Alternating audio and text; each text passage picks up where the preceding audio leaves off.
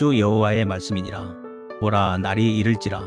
내가 기근을 땅에 보내리니 양식이 없어 주림이 아니며 물이 없어 가람이 아니요 여호와의 말씀을 듣지 못한 기갈이라. 아모스 8장 11절 말씀. 오늘날 우리는 그 어느 때보다 풍요한 시대를 살고 있습니다. 손가락 하나만 까딱하면 전 세계의 정보를 얻을 수 있고 유튜브와 SNS에는 기독교 콘텐츠와 설교가 넘쳐납니다. 마음만 먹으면 언제 어디서든 성경을 읽고 들을 수 있는 시대에 살고 있습니다. 그러나 역설적이게도 오늘날 현대인들의 영혼은 그 어느 때보다 메말라 있습니다. 육체는 배부르나 영혼은 굶주려 있고 지식은 넘쳐나나 생명력은 사라진 시대입니다. 2800년 전 북이스라엘의 선지자 아모스가 선포했던 그 기갈의 경고가 오늘날 우리에게 더욱 무겁게 다가오는 이유는 바로 여기에 있습니다. 첫째, 육적 기근보다 영적인 기근이 더 무섭습니다. 아모스 선지자가 활동하던 시기에 이스라엘은 경제적으로 매우 번영해 있었습니다. 영토는 확장되었고 상업은 발달했습니다. 사람들은 겉보기에 부족함 없는 화려한 삶을 살고 있었습니다. 그러나 하나님께서는 그들에게 이 시간 말씀을 통해서 기근을 보내겠다고 말씀하십니다. 양식이 없어 주림이 아니며 물이 없어 가람이 아니요 여호와의 말씀을 듣지 못한 기갈이라. 하나님께서 보내시겠다는 이 기근은 육신의 배고픔을 채울 양식이 부족한 상태가 아닙니다. 하지만 이스라엘 백성들의 귀에 하나님의 말씀이 들리지 않는 상태입니다. 성경에서 하나님의 침묵은 가장 무서운 심판 중의 하나입니다. 말씀은 우리 영혼의 호흡이자 우리 삶을 비춰주고 인도하는 빛입니다. 빛이 사라진 영혼은 아무리 금은 보화를 쌓아두어도 어둠 속에서 방황할 수밖에 없습니다. 둘째, 하나님께서 왜 말씀을 거두시는가? 이스라엘 백성들은 하나님의 말씀을 듣지 않은 것이 아니라 하나님께서 선지자를 보냈음에도 듣고도 순종하지 않았습니다. 아모스 8장 4절에서 6절에 기록된 말씀에 의하면 그들은 종교적인 형식은 유지했지만 삶 속에서 정의를 버리고 가난한 자들을 학대했습니다. 하나님께서 말씀을 거두시는 이유는 우리가 그 말씀을 값싸게 여겼기 때문입니다.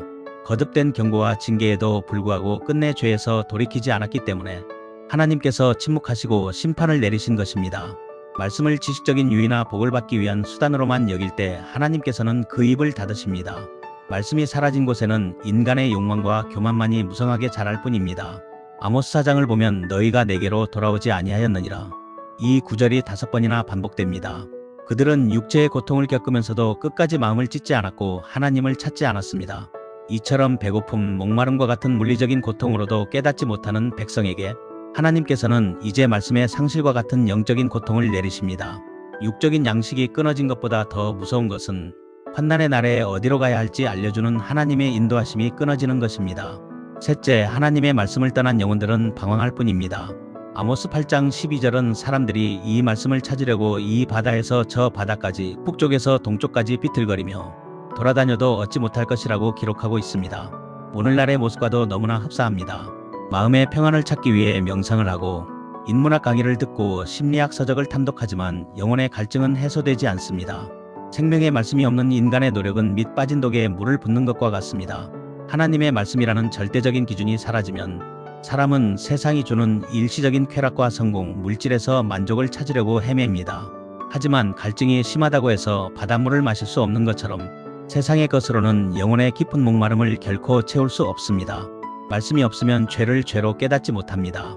말씀이 없으면 고난 앞에서 위로를 얻지 못합니다. 결국 영혼은 곤비하여 쓰러질 수밖에 없습니다.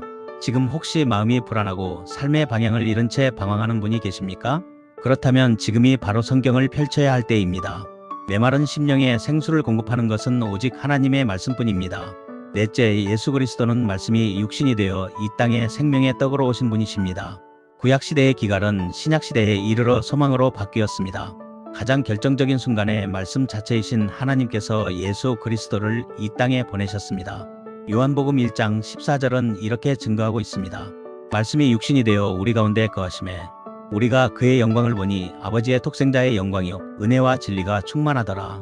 예수님께서는 광야에서 시험을 받으실 때 사람이 떡으로만 살 것이 아니요 하나님의 입으로부터 나오는 모든 말씀으로 살 것이라고 선포하셨습니다. 예수님 자신이 바로 우리가 먹어야 할 생명의 떡이며 마셔야 할 생수입니다. 다섯째, 우리의 기갈이 해결되는 곳은 바로 십자가입니다. 예수님께서는 십자가 위에서 내가 목마르다라고 외치셨습니다. 왜 생수의 근원이신 분이 목마름을 겪어야 했을까요? 그것은 바로 하나님의 말씀을 거역하고 영적 기갈에 빠진 우리의 갈증을 대신 짊어지셨기 때문입니다. 우리가 겪어야 할 하나님의 침묵과 심판을 예수님께서 대신 당하셨으므로 이제 우리는 언제든지 하나님께 나아가 하나님의 음성을 들을 수 있는 은혜의 길을 얻게 된 것입니다. 복음은 바로 이것입니다. 기갈의 시대에 하나님께서 다시 입을 열어 우리에게 사랑한다, 돌아오라고 말씀하시는 것입니다. 그렇다면 우리는 어떻게 살아야 할 것인가? 이 시간 우리는 이 말씀을 통해서 우리 자신을 돌아봐야 합니다. 여섯째, 영적인 기갈, 영적인 갈급함, 영적인 허기를 인정해야 합니다. 이 세대를 살아가는 모든 사람들은 육신의 배고픔에는 민감하면서 영혼의 굶주림에는 무감각한 세대입니다. 내 영혼이 하나님의 생명의 말씀을 간절히 찾고 있는지 점검해야 합니다.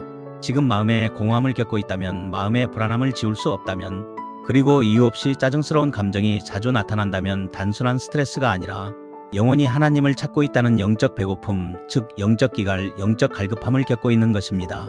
일곱째, 형식적인 신앙 포멀리즘을 회개해야 합니다. 하나님께서는 우리의 겉모습이 아닌 마음 중심을 보시기 때문에, 형식적인 신앙은 하나님께서 미워하시는 가증한 것이기 때문에 회개해야 합니다.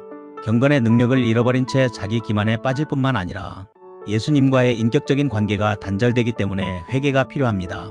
뿐만 아니라 결단력이 없고 망설이며 미지근한 신앙은 결국 하나님께 토해냄을 당하기 때문에 형식적인 신앙은 반드시 회개해야 합니다. 형식적인 신앙은 차갑지도 뜨겁지도 않은 미지근한 상태를 만듭니다.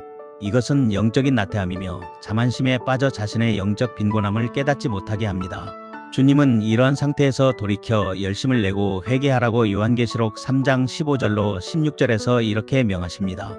내가 내 행위를 아노니 내가 차지도 아니하고 뜨겁지도 아니하도다. 내가 이같이 미지근하여 뜨겁지도 아니하고 차지도 아니하니 내 입에서 너를 토하여 버리리라. 또한 요한계시록 2장 5절은 우리에게 이렇게 경고합니다. 그러므로 어디서 떨어졌는지를 생각하고 회개하여 처음 행위를 가지라. 이스라엘처럼 예배의 모양은 있으나 말씀에 대한 순종이 없다면 우리에게도 영적 기근이 찾아올 수 있습니다.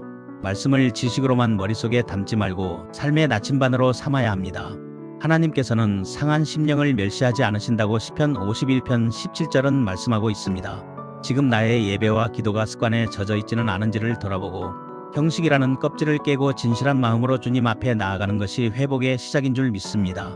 여덟째, 날마다 하나님의 말씀을 묵상하고 기도함으로 생명의 양식을 섭취해야 합니다. 예수님께서는 마태복음 4장 4절에서 말씀하십니다. 사람이 떡으로만 살 것이 아니요 하나님의 입으로부터 나오는 모든 말씀으로 살 것이라. 성경은 장식품이 아닙니다. 매일 밥을 먹어 육체의 건강을 유지하듯이 하나님의 말씀을 묵상하는 것은 영혼의 식사 시간입니다. 그러므로 매일 아침 하나님의 말씀을 펴고 하나님의 음성에 귀를 기울여야 합니다. 그 말씀이 여러분의 메마른 심령을 적시고 다시 살게 하는 생명의 능력임을 믿어야 할 것입니다. 사랑하는 성도 여러분, 말씀을 정리합니다. 아모스 선지자가 선포한 이 말씀은 오늘날 우리가 처한 영적 현실을 날카롭게 꿰뚫고 있습니다. 이 말씀이 우리에게 주는 첫 번째 결론은 진정한 결핍은 물질이 아니라 관계 부재에서 온다는 사실입니다. 우리의 공허함, 불안, 삶의 방향 상실은 경제적인 문제가 결코 아닙니다. 내 영혼을 살리는 하나님의 세미한 음성을 듣지 못하고 있기 때문입니다. 말씀이 귀에 들리지 않으면 영혼은 시들어가고 삶의 기준이 무너져 세상의 소리에 휩쓸리게 됩니다. 두 번째 결론은 지금이 바로 말씀을 청종해야 할 때라는 경각심입니다. 본문에서 기근은 하나님께서 침묵하시는 심판을 의미합니다. 하나님께서 말씀하시지 않는 것보다 더 무서운 형벌은 없습니다. 그러므로 아직 우리에게 말씀을 들을 기회가 있고 성경을 펼칠 자유가 있으며 깨닫게 하시는 성령의 은혜가 있을 때 우리는 더욱 간절히 말씀 앞으로 나아가야 합니다. 결론적으로 우리는 이렇게 살아야 합니다. 단순히 말씀을 지식으로 채우거나 귀로만 듣는 것에 만족하지 말아야 합니다. 이 시대의 영적 기근을 이기는 유일한 길은 하나님의 말씀을 내 영혼의 유일한 양식으로 삼는 것입니다. 세상은 점점 더 화려해지겠지만 영적인 어둠과 기갈은 더 심해질 것입니다. 이럴 때일수록 우리는 기록된 말씀과 성육신하신 말씀이신 예수님 앞에 바로 서야 합니다. 매일 밥을 먹듯 말씀을 묵상해야 합니다. 그리고 그 말씀이 내 삶을 이끄는 나침반이 되게 해야 합니다.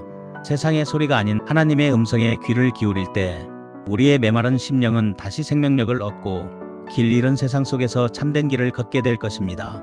갈급한 영혼을 만족하게 하시는 하나님의 은혜가 여러분의 삶에 충만하기를 주님의 이름으로 축복합니다. 기도드리겠습니다. 사랑의 하나님 아버지, 풍요 속에서도 늘 공허함을 느끼는 저희를 불쌍히 여겨주시옵소서. 세상의 헛된 양식을 구하느라 생명의 말씀을 멀리했던 저희의 죄를 회개합니다.